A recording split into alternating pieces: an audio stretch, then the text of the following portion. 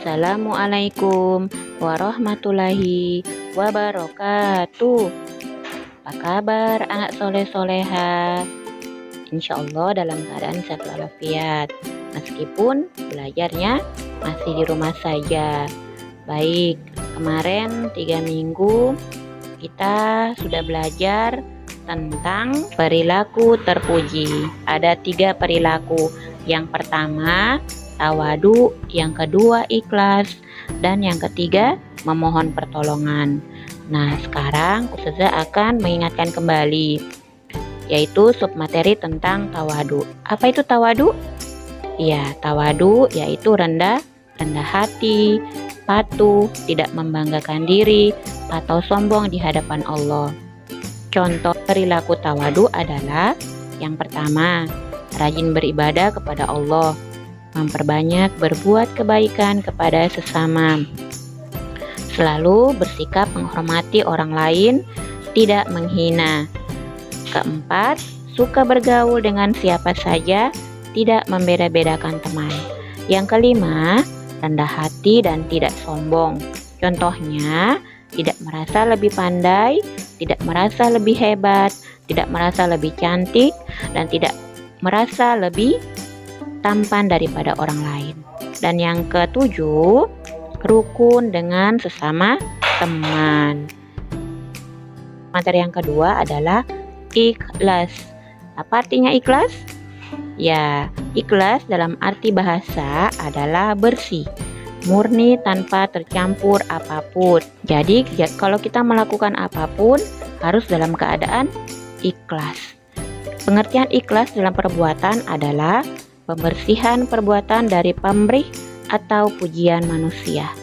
Ikhlas dalam perbuatan hanya mencari keridhaan Allah Subhanahu wa Ta'ala. Segala sesuatu yang kita lakukan harus ikhlas. Contohnya, yang pertama, melaksanakan ibadah harus ikhlas agar kita mendapat ridho dari Allah. Yang kedua, belajar juga harus ikhlas agar ilmu kita bisa bermanfaat. Yang ketiga, membantu orang tua juga harus ikhlas. Yang keempat, berbuat baik kepada teman juga harus ikhlas, tidak mengharapkan pujian atau imbalan.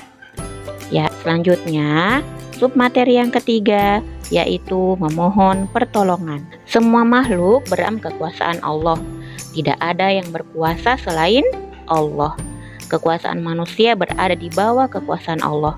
Untuk itu, manusia tidak boleh sombong ketika berkuasa. Kekuasaan manusia bersumber dari pemberian Allah. Kekuasaan Allah tidak terbatas. Kelahiran dan kematian manusia adalah bukti kekuasaan Allah. Bencana yang terjadi adalah wujud kekuasaan Allah. Allah juga Maha berkehendak terhadap segala sesuatu. Terjadinya sesuatu di dunia ini atas kehendak Allah.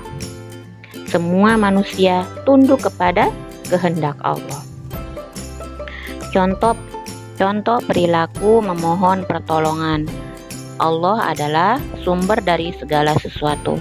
Kita harus rajin berdoa kepada Allah untuk memohon perlindungan dari semua kejahatan dan dijauhkan dari segala musibah dan bencana.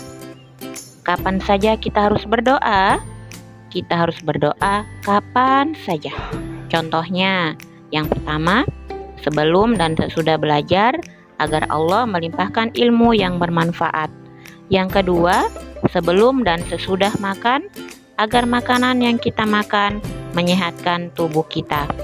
Yang ketiga, sebelum dan sesudah tidur agar Allah melindungi diri kita selama tidur.